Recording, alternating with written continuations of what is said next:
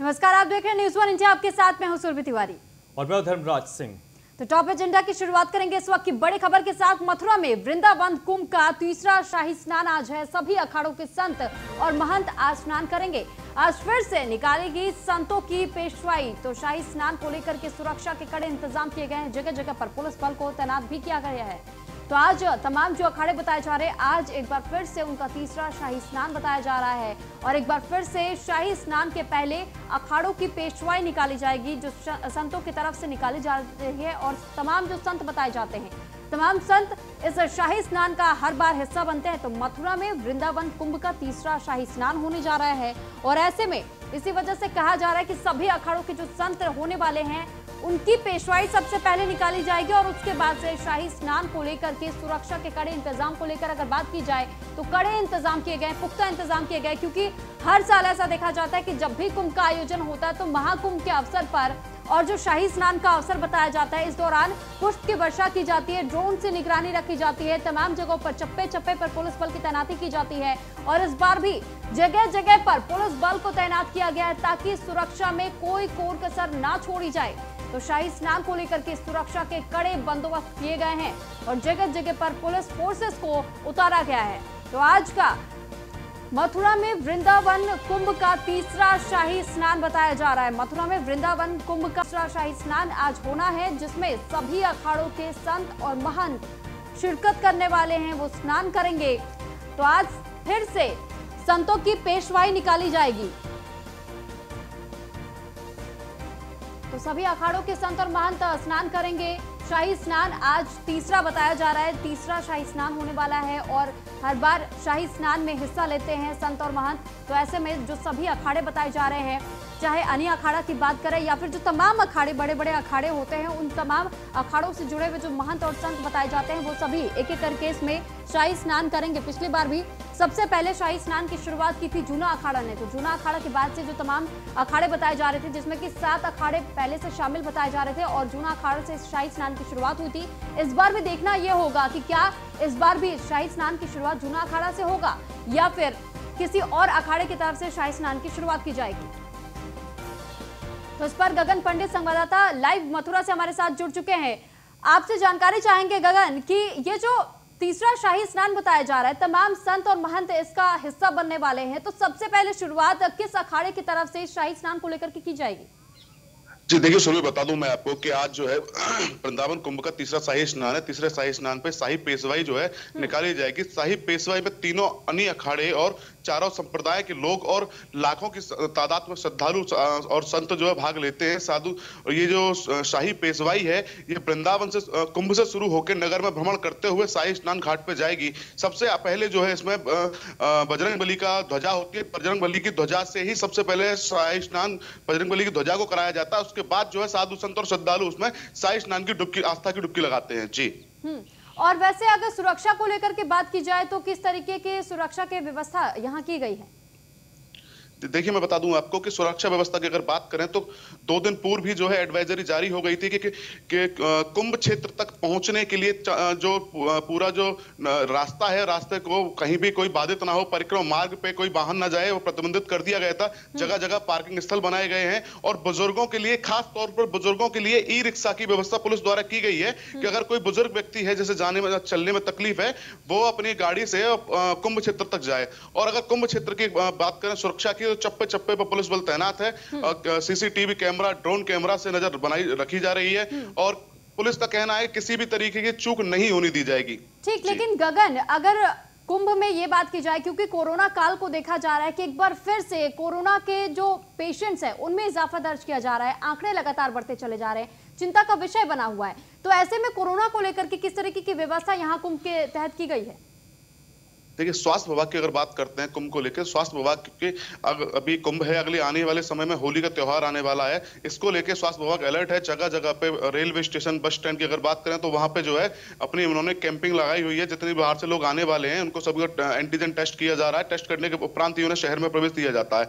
अगर हम बात करें कुंभ क्षेत्र की, कुंभ क्षेत्र में पिछले लंबे समय से लगातार उनका एक कैंप बना हुआ है। कैंप में जितने भी श्रद्धालु बाहर से आते हैं या जो सस्पेक्टेड होते हैं उनका वो चेक करते हैं। चेक करने के बाद अगर कोई सस्पेक्टेड व्यक्ति उन्हें मिलता है तो उसे एम्बुलेंस के माध्यम से जो है हॉस्पिटल शिफ्ट कर दिया जाता है। जी ठीक, बहुत शुक्रिया आपका गगन, तमाम जानकारी हम तक पहुंचाने के लिए। तो जगह जगह पर कुंभ को लेकर के खासतौर पर अगर सुरक्षा की बात करें तो पुख्ता इंतजाम किए गए हैं और पुलिस बल की तैनाती जगह जगह पर की गई है। सभी अखाड़ों के संत और महंत इसमें आज शिरकत करने वाले हैं। तो शाही स्नान को लेकर के सुरक्षा के कड़े इंतजाम किए गए हैं और तीसरा शाही स्नान वृंदावन कुंभ का बताया जा रहा है आज। और इससे पहले भी महाकुंभ को लेकर के लगातार तैयारियां देखी गई थी। तैयारियों के साथ साथ में सुरक्षा की बात की जाए, चाहे स्वास्थ्य विभाग की तरफ से भी अगर व्यवस्था की बात की जाए तो इसको लेकर भी पुख्ता इंतजाम यहाँ किए गए थे। कुंभ के तहत कई ऐसे केंद्र भी बनाए गए थे जहां पर डॉक्टर्स भी तैनात थे और लगातार चेकिंग किया जा रहा था कि कोई भी कोरोना से संक्रमित ना हो, और इसी वजह से वो तमाम केंद्र बनाए गए थे। जोगी जी के नेतृत्व में भव और देव कुंभ का जो शुरुआत हुआ वो 2 स्थान भव देव हुआ, तीसरा भी अच्छा प्रकार के होगा। प्रशासन द्वारा पूरा व्यवस्था है इसके लिए। जोगी जी और मोदी जी धन्यवाद के पात्र है। और हमारा वैष्णव तीनों यानी 18 अखाड़ा विश्व के कल्याण के लिए हर जीवों में सुख शांति प्रसन्नता हो, यही प्रार्थना अपने इष्ट देव हनुमान जी से वृंदावन धाम से इस कुंभ से करते हैं।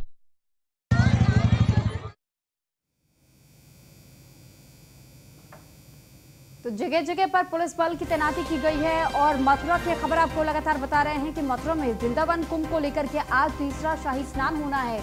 और शाही स्नान इस वजह से भी कहा जाता है क्योंकि जो तड़के सुबह की अगर हम बात करें भोर की, जो कि शाम जो भोर सुबह 4 बजे की बात होती है, सुबह 4 बजे के करीब से ही शाही स्नान शुरू हो जाता है और ऐसे में आज तीसरा शाही स्नान बताया जा रहा है। दरअसल ये कहा जाता है कि पौराणिक कथाओं की अगर बात करें तो उस दौरान ही ऐसा होता था कि कहा जाता था देव उतरते थे और ऐसे में देव उतरते और यहाँ जो गंगा नदी की बात करें या यमुना नदी की बात करें, यहाँ पर तमाम देवगण उतर करके उसके बाद से शाही स्नान करते थे, जिस वजह से ये प्रचलन चला और फिर तब से ही शाही स्नान महाकुंभ में किया जाने लगा। और ऐसे में तीसरा शाही स्नान आज है और मथुरा की वृंदावन में कुंभ का तीसरा शाही स्नान आज हो रहा है। तो ऐसे में तमाम जो अखाड़े हैं उन सभी अखाड़ों के संत और महंत इस स्नान का हिस्सा बनेंगे और आज फिर से संतों की पेशवाई भी निकाली जाएगी।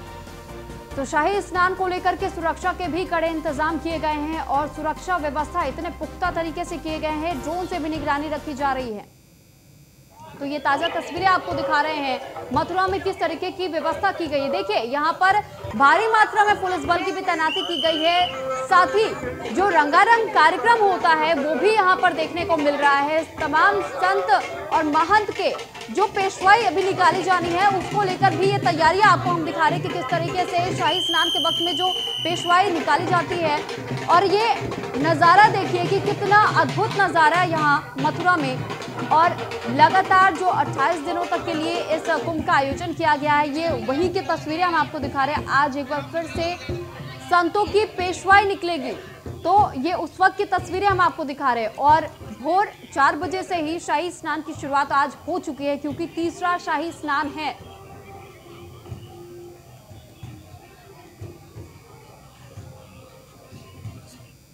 चलिए बढ़ते हैं आगे और अब बात करते हैं हरिद्वार कुंभ की, जिसको लेकर आज मुख्यमंत्री तीरथ सिंह रावत देहरादून में एक बैठक करने वाले हैं। कुंभ की तैयारियों को लेकर उत्तराखंड के नए मुख्यमंत्री तीरथ सिंह रावत एक बैठक करेंगे। हरिद्वार में 1 अप्रैल से कुंभ मेला की शुरुआत होनी है और मेले के अवधि में परिवर्तन को लेकर कोई बदलाव नहीं किया जाएगा। अभी तक की जो जानकारी है कि उसमें किसी तरीके की तारीख में बदलाव नहीं होगा। कुंभ की अधिसूचना 1 अप्रैल से ही लागू होगी। मेला 1 से 30 अप्रैल तक कराई जाने की योजना है, यानी 1 महीने तक कुंभ का मेला चलेगा। नए मुख्यमंत्री की अगर बात करें तो नए मुख्यमंत्री के सामने चुनौती भी है और नए मुख्यमंत्री के पास एक अपॉर्चुनिटी भी है कि कैसे कुंभ को भव्य तरीके से आयोजित करवाकर अपने काम को बेहतर एक प्रशासक के तौर पर उभर कर सामने आ सकते हैं।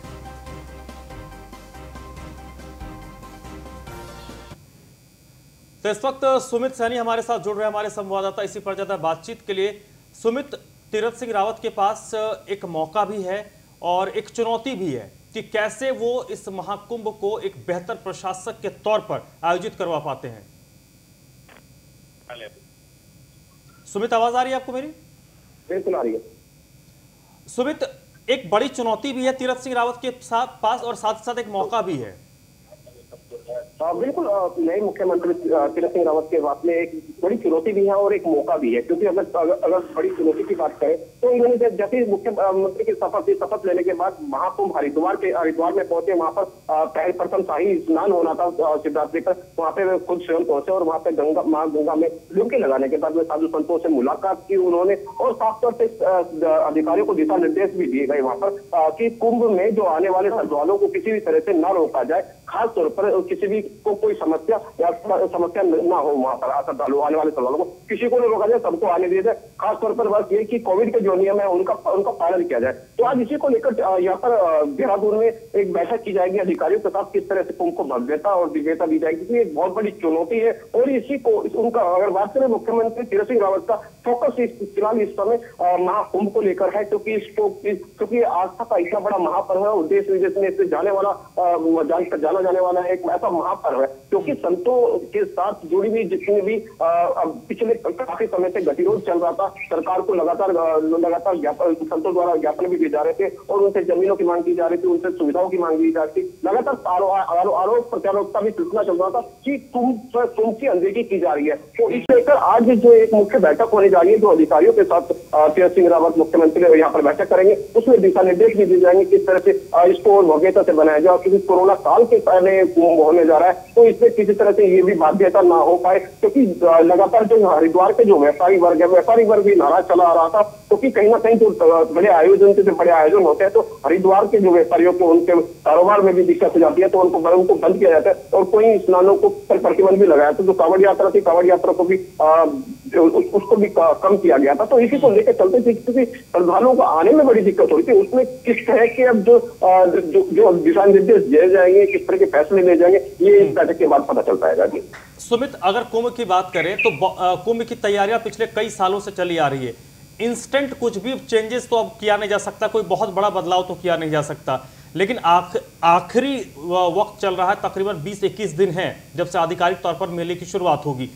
इसमें किस तरीके से टचअप दिया जाए, किस तरीके से बेहतर चीजों को बदला जाए ताकि बहुत ज्यादा बदलाव भी ना हो और एक व्यापक और बड़ा कुंभ का आयोजन राज्य सरकार करवाने में सफल रहे?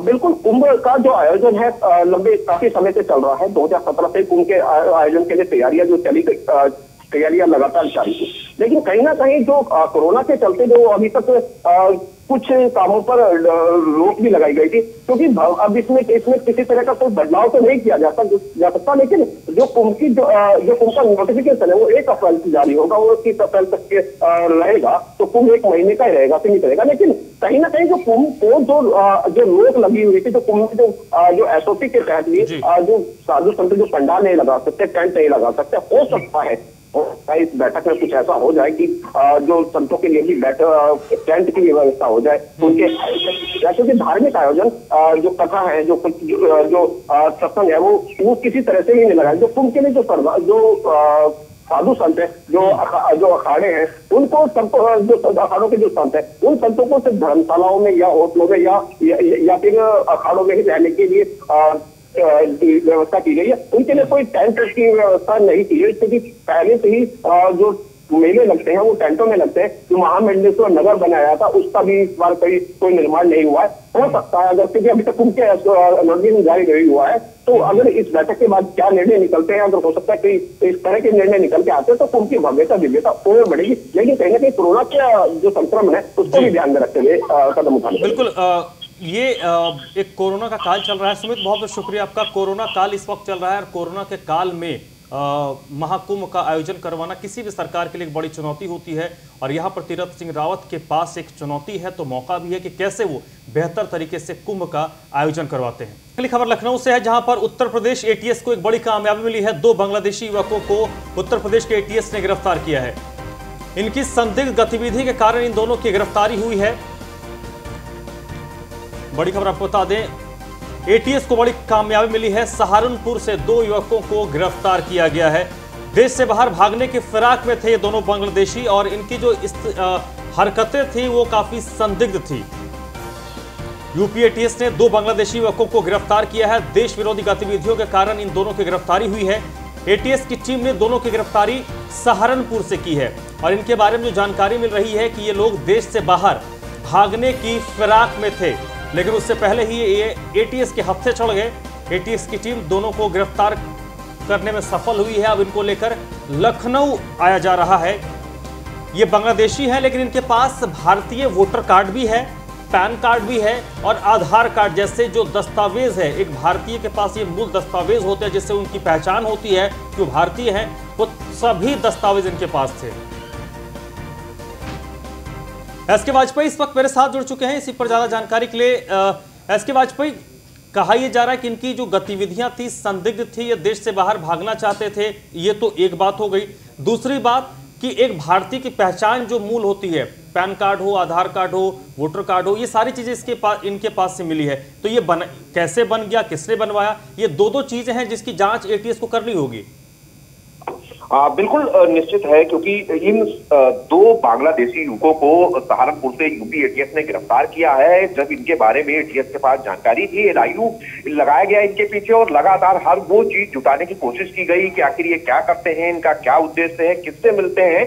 बहुत सारी डिटेल्स जुटाने के बाद यूपी एटीएस ने कल दोनों को उठाया था, जिसके बाद ये पता चला कि ये जल्द ही भारत छोड़कर भागने की फिराक में थे। और सबसे बड़ी बात ये है कि जो वोटर कार्ड, पैन कार्ड, आधार कार्ड इनके पास से जो कि भारत के हैं, ये भारत के नागरिक को मिलते हैं, वो सभी इनके पास से बरामद हुए हैं। साथ ही साथ बांग्लादेश का नेशनल कार्ड भी इनके पास से बरामद हुआ है, बांग्लादेशी सिम भी इनके पास से बरामद हुआ है और पीएसपी जो कि पंजाब नेशनल बैंक है उसकी एक चेकबुक भी इनके पास से बरामद हुई है।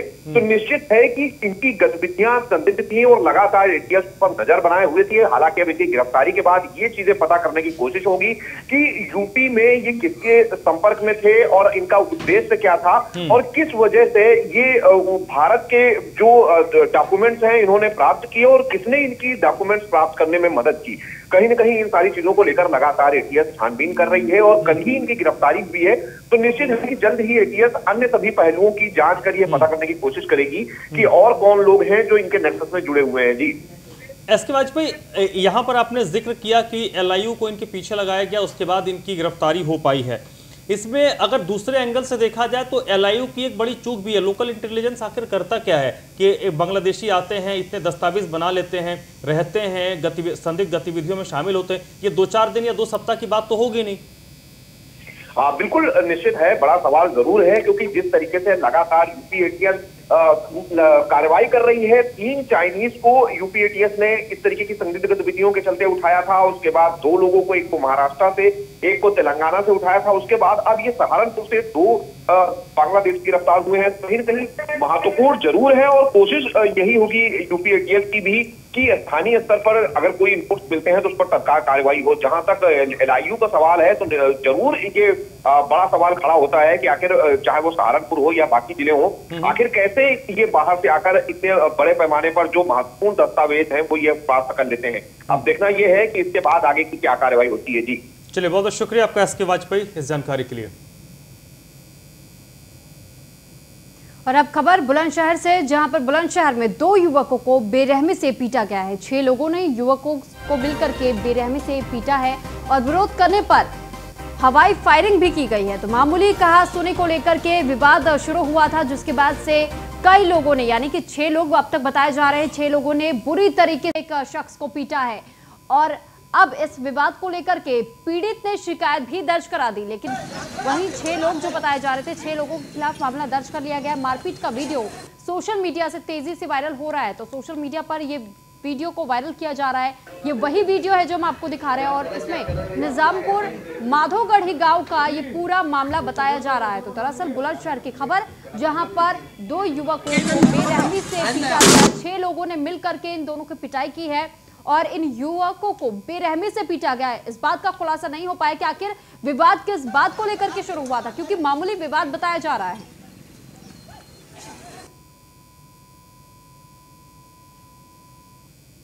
ये दादरी चौकी क्षेत्र का वीडियो है, दनकौर रोड का, जहाँ पे खेरली के कुछ लड़के आके यहाँ के बिसनवाना गांव है उसके लड़कों के साथ उन्होंने मारपीट लड़ाई झगड़ा किया है। एक हफ्ते पहले भी इनका विवाद हुआ था दनकौर में, और आज इन लोग आके यहाँ पे जब ये ठेले पे बिरयानी वगैरह खा रहे थे तब इनके साथ इन्होंने मारपीट की है।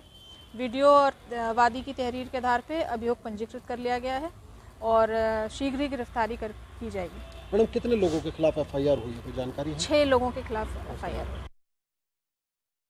अधिक जानकारी के लिए अशोक कुमार संवाददाता बुलंदशहर से हमारे साथ जुड़ चुके हैं। अशोक, आपसे जानकारी चाहेंगे कि ये जो मारपीट का वीडियो सोशल मीडिया पर वायरल हो रहा है, दरअसल मामला क्या बताया जा रहा है, किस बात को लेकर के विवाद शुरू हुआ था?